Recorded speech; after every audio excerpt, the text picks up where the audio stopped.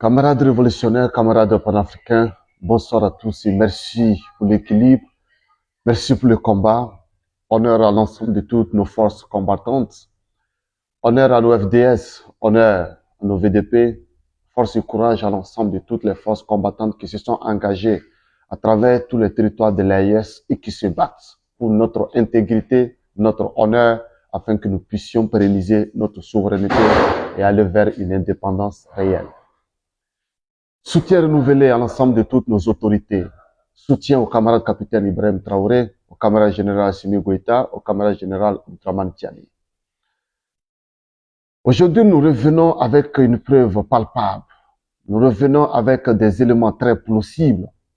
Parce qu'il y a plusieurs mois où nous avons orienté de façon stratégique notre communication du côté du Togo, qui est un pays allié d'ailleurs, et qui a accepté notre main tendue depuis que l'impérialiste et l'ensemble des valeurs locaux, les esclaves du salon, ont décidé de se coaliser avec les groupes terroristes qu'ils ont d'ailleurs entretenus et qu'ils entretiennent dans l'ensemble de tous les pays de l'AIS pour nous anéantir et nous effacer définitivement du globe terrestre. Le Togo est un allié, nous le répétons.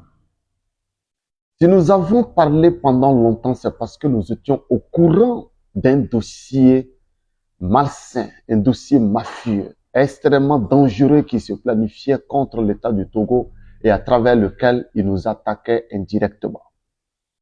Le Togo est un pilier. Aujourd'hui, nous revenons avec une preuve palpable, solide.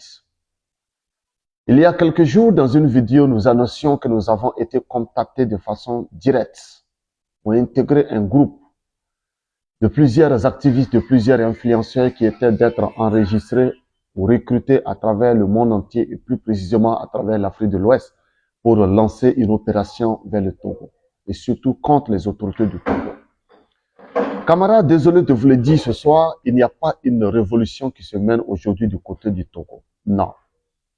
Tout ce que vous voyez aujourd'hui du côté du Togo, c'est une manœuvre savamment orchestrée et bien planifiée de la part de la DGSE française avec autorisation d'Emmanuel Macron.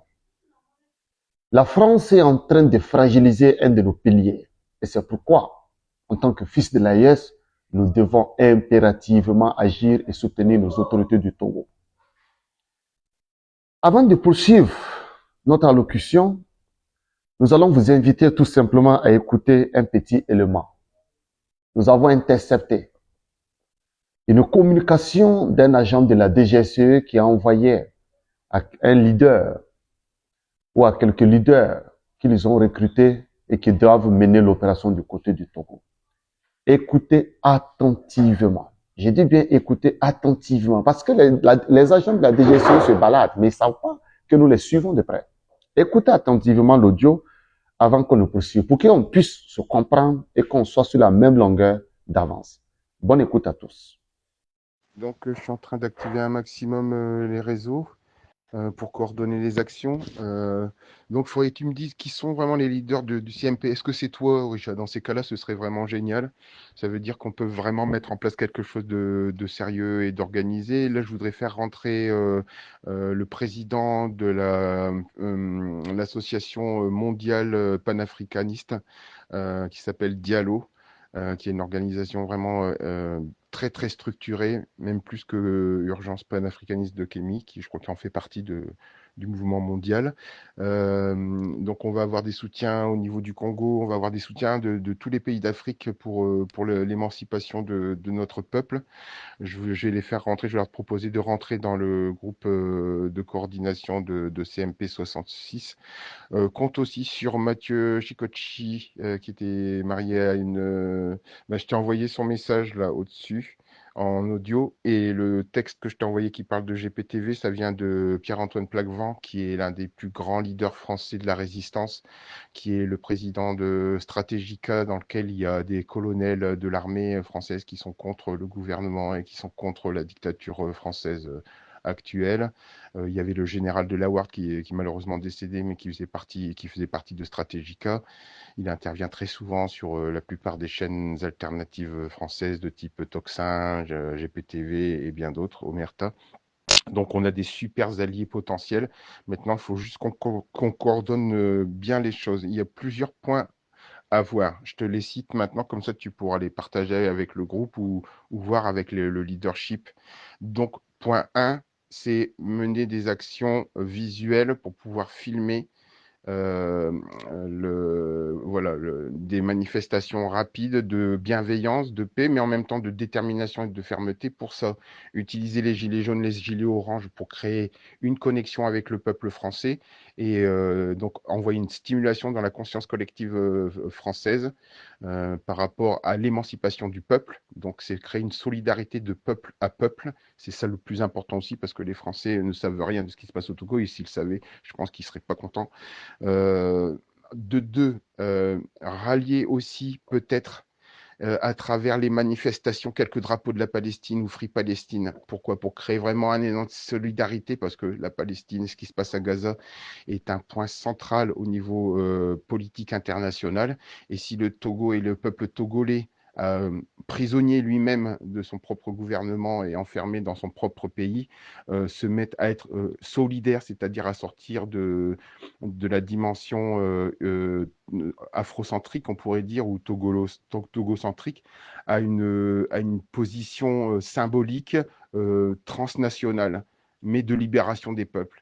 Donc, si vous pouvez réussir à obtenir, et à travers ça, vous allez avoir le lien aussi de toutes les mosquées, de tous les musulmans togolais. Ça va être un point de ralliement, ce serait d'avoir des Free Palestine et des drapeaux palestiniens auprès des drapeaux togolais. Je pense que ce serait une excellente idée. Troisième point, non, ça c'est le premier point. Deuxième point, ça serait de créer et constituer, de chercher et de trouver tous les avocats togolais de la diaspora et du Togo qui pourraient leur proposer à chacun d'entre eux de rejoindre un collectif international d'avocats pour pouvoir mener des actions au niveau juridique, au niveau de la Cour européenne, au niveau de la Cour pénale internationale, avec un collectif d'avocats qui seraient les avocats du peuple togolais. Ça, c'est le point 2. Et le point 3, c'est de transformer tous les membres du groupe CMP 66, mais aussi du groupe de Egunchi, parce qu'il est quand même un de très très bons réseaux et beaucoup de gens qui le suivent, pour pouvoir transformer chaque personne qui a un téléphone mobile en soldat digital, en digital soldier, selon l'ingénierie de l'opération Q. Et donc, de cibler des influenceurs, de contacter par groupe de 30 ou de 40, d'envoyer des hashtags et des impulsions, c'est-à-dire de partager le même texte, par exemple, ou que chacun improvise et se fasse propre journaliste ou propre résistant, d'envoyer des appels à l'aide et au soutien des principaux influenceurs d'origine africaine. On va déjà commencer par les influenceurs francophones. Euh, et puis, euh, et puis après, cibler des médias. S'il y a 40, 50, tu vois, hashtags ou 50 soldats digitaux qui envoient un message, par exemple, sur X, sur tel ou tel, euh, comment dire, euh, leader ou influenceur ou personnalité politique ou média, eh bien, on va forcément avoir des résultats. Parce que c'est une chose, c'est d'envoyer un message ou un commentaire sur un média. Une autre chose, c'est que ce même média reçoive 50 commentaires qui vont dans le même sens et qui parlent du même sujet. J'espère que tu vois et que tu suis ce que je veux faire. Voilà, ça fait déjà 3 points. Si déjà on programme et organise ces 3 points-là, ça va se structurer et on va avancer. À très vite. Vous venez d'écouter, vous venez d'écouter attentivement tout ce qu'ils ont dit. Donc, depuis un moment donné, quand nous parlions, nous avons dit nous avons le dossier sur le Togo et que la France sait très bien ce qu'elle est en train de fabriquer du côté du Togo. Alors, ce message, directement, il faut le partager au maximum pour que ça puisse atteindre le peuple togolais. Ça doit atteindre le peuple togolais parce que les manifestations vont se multiplier dans les jours à venir. Ils vont utiliser la question de la crise entre l'Israël et la Palestine. Ils vont la faire inviter à l'intérieur de ce qui se passe au niveau du Togo. Et effectivement, ils sont en train de mobiliser un nombre impressionnant d'avocats togolais et d'autres personnes qui vont se revendiquer d'être des avocats ou qui vont relever du barreau togolais. Mais en réalité, c'est qui est archi faux.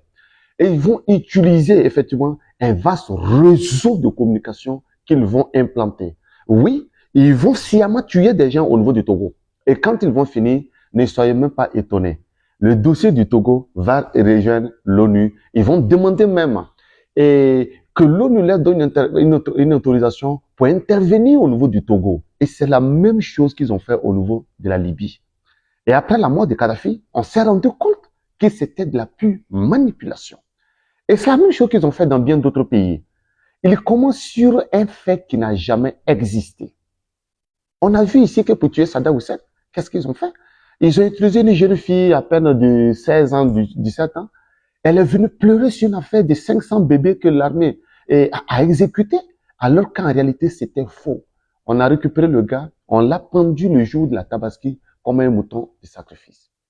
Aujourd'hui, nous avons alerté et nous allons continuer d'alerter l'ensemble de tous les pays de l'AES à faire attention et à s'intéresser à ce qui se passe au niveau du Togo parce que nous avons des dossiers. Le même enfoiré, l'encéphalopathe de Egunche dont je vous parlais à un moment donné. Egunche n'est rien d'autre qu'un agent de la DGSE. Il a été recruté, formé et c'est un agent double qu'on envoie ici pour des missions de la DGSE. Je sais de quoi je vous parle. C'est un dossier que nous avons et c'est bien déchiffré.